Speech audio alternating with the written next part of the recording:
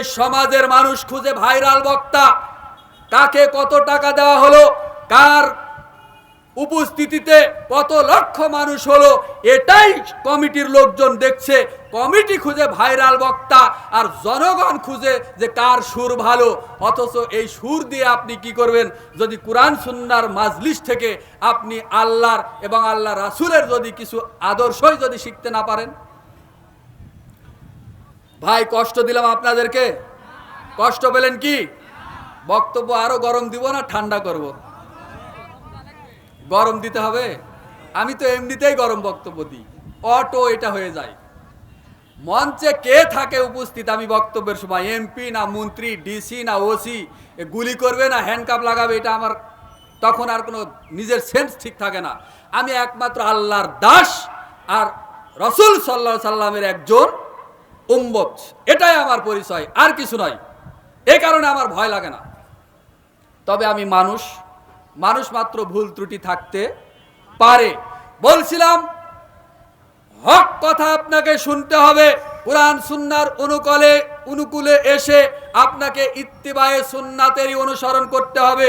কেননা ইত্তিবায়ের সুন্নাহর অনুসরণ না করলে আপনার কোনো ইবাদত কবুল হবে না। ইত্তিবায়ে সুন্নাহর অনুসরণ করলেই আপনার আমল কবুল হবে। আমল কবুল হওয়ার অন্যতম পূর্ব শর্তই হলো ইত্তিবায়ে সুন্নাহর অনুসরণ। দলিল সূরা হাসর 7 নম্বর আয়াত খুলে দেখেন, আল্লাহ রাব্বুল আলামিন বলছেন, ওয়ামা আতাকুমুর রাসূলু ফাখুযুহু ওয়ামা নাহাকুম আনহু ফান্তাহু। হে দুনিয়ার মানুষ, আমার নবী মুহাম্মদ তোমাদেরকে যা কিছু দিয়েছে তা তোমরা গ্রহণ করো, আর যা থেকে তিনি নিষেধ করেছেন, বিরত থাকতে বলেছেন, তা থেকে তোমরা বিরত থাকো।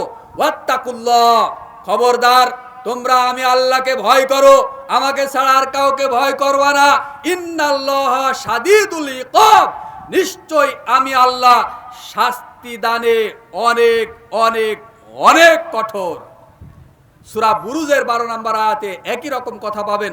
আল্লাহ সুবহানাহু ওয়া তাআলা বলছেন, ইন্না বাতশা রাব্বিকা লা শাদীদ, নিশ্চয় আমি আল্লাহ শাস্তি দানে অনেক অনেক কঠোর। আমল কবুল হওয়ার অন্যতম শর্ত হলো ইত্তিবায়ে সুন্নাহর অনুসরণ করা। আম্মা জান আয়েশা রাদিয়াল্লাহু তাআলা আনহা তিনি একটা হাদিস বর্ণনা করেছেন। রাসূল সাল্লাল্লাহু আলাইহি ওয়াসাল্লাম বলেছেন, মান আমিলা আমালান লাইসা আলাইহি আমরুনা ফাহুয়া রাদ্দুন।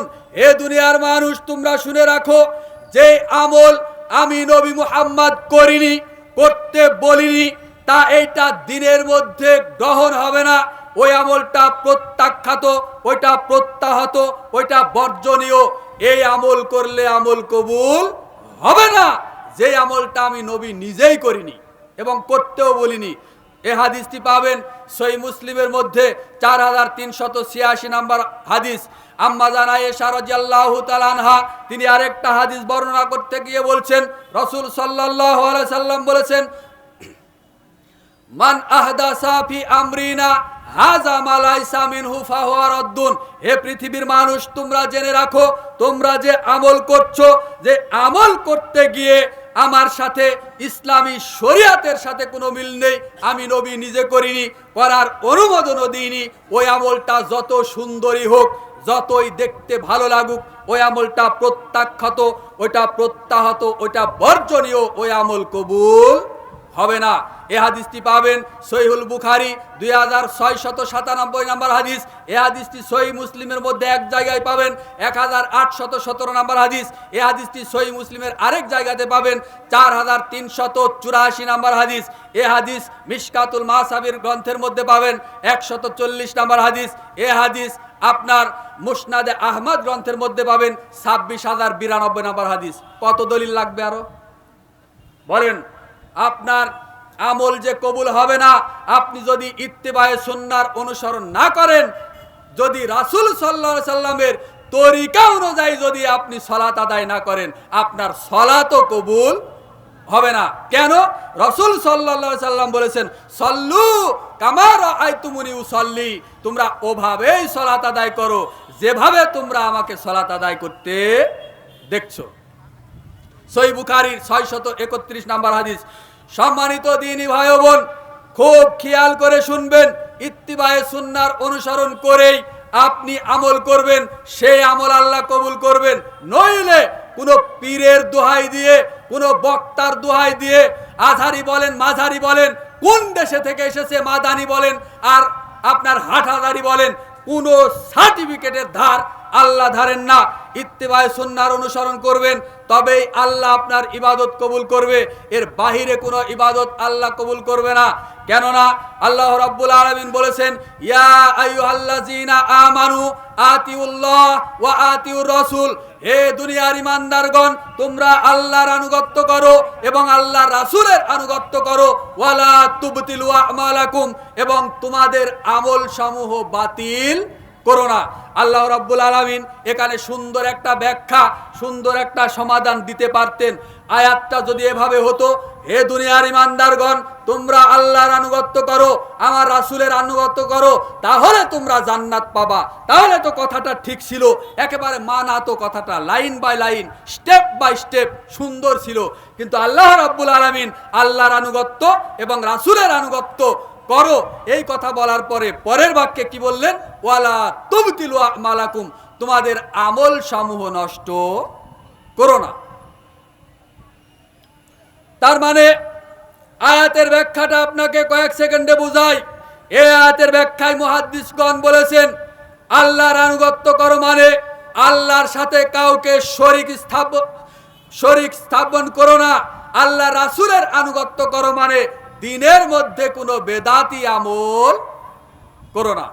দিনের মধ্যে যদি বেদাতি আমল করে, ওই যে বললাম আগেই যে শিরক ঠেকায় পিছনের দিকে, অতীতের জমানো সকল নেকি নষ্ট করে দেয় শিরক, আর বেদাতি আমল সামনের আমলকে কবুল হতে দেয় না। তার মানে বেদাতি আমল কবুল হয় না।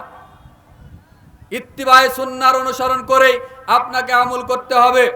আবু উমামা বাহিলি রাদিয়াল্লাহু তাআলা আনহু হতে বর্ণিত, তিনি বলেন, রাসূল সাল্লাল্লাহু আলাইহি সাল্লাম বলেছেন, ইন্নাল্লাহা লা ইয়াকবালু মিনাল আমাল ইল্লা মা কানা লাহু খালিসা ওয়াবতিগিয়াবু বিহি ওয়াজহু, নিশ্চয় আল্লাহ রাব্বুল আলামিন পৃথিবীর কোনো মানুষের আমল কবুল করেন না যতক্ষণ পর্যন্ত ওই আমলটা ইত্তিবায়ে সুন্নাহর অনুসরণ করে রাসূল সাল্লাল্লাহু আলাইহি সাল্লামের তরিকা অনুযায়ী করা না হয় এবং খুলুসিয়াতের সাথে আল্লাহ ভীতি নিয়ে করা না হয়, ততক্ষণ পর্যন্ত ওই আমল কবুল আল্লাহ করবেন না।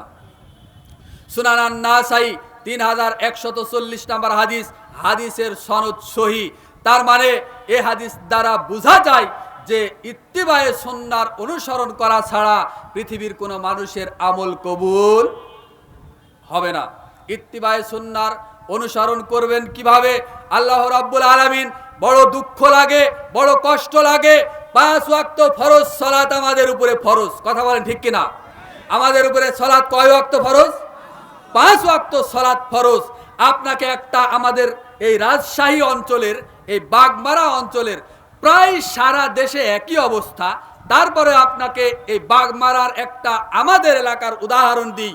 আজকে জোহরের সময় কয়টার সময় শুরু হয়েছে? জোহরের সময় বলেন, কেউ বলতে পারবেন? 11টা 50 জাযাকুমুল্লাহ খায়রান। ভাইকে অসংখ্য ধন্যবাদ। আজকে যে মাহফিল করছি আমরা, যে দিনটা গেল, এই দিনে আজকে জোহরের ওয়াক্ত শুরু হয়েছিল 11টা 50, কিন্তু মুয়াজ্জিন সাহেব মসজিদে আজান দিয়েছে কয়টায়? একটাই। জামাত করেছে 1টা 15 অথবা 1টা 20। খুব খেয়াল করবেন কথাটা। 5 ওয়াক্ত ফরজ সালাতের মধ্যে ফজর, আসর, মাগরিব, এশা, এই 4টা ওয়াক্ত 24 ঘন্টায়, রাত দিন চন্দ্র সূর্যের এই গ্রহের কারণে প্রায় পুরো বছরে প্রায় 2 ঘন্টা কম বেশি আছে। না ভুল বললাম আমি? কয় ঘন্টা কম বেশি আছে? 2 ঘন্টা। তো ওই 4 ওয়াক্ত সময় প্রায় 2 ঘন্টা সরে যায়। মাগরিবের আজান অল্প কিছুদিন পরেই 5টা 10-12 হবে। আবার বড় দিনের সময় সন্ধ্যা 7টার সময়ও হয়। তার মানে প্রায় 2 ঘন্টা কম বেশি আছে। তো ওই 4 ওয়াক্ত সময় এই 2 ঘন্টায় কম বেশি ওয়াক্ত পরিবর্তন হয়, কিন্তু জোহরের সময় কি পরিবর্তন হয়? কথা বুঝতে পারেননি? জোহরের অপরাধ কি? আমি এর নাম দিয়েছি, এটা আল্লাহর দেওয়া ওয়াক্ত নয়। আপনি বেজার হলেও আমার কিছু আসে যায় না, খুশি হলেও কিছু আসা যায় না।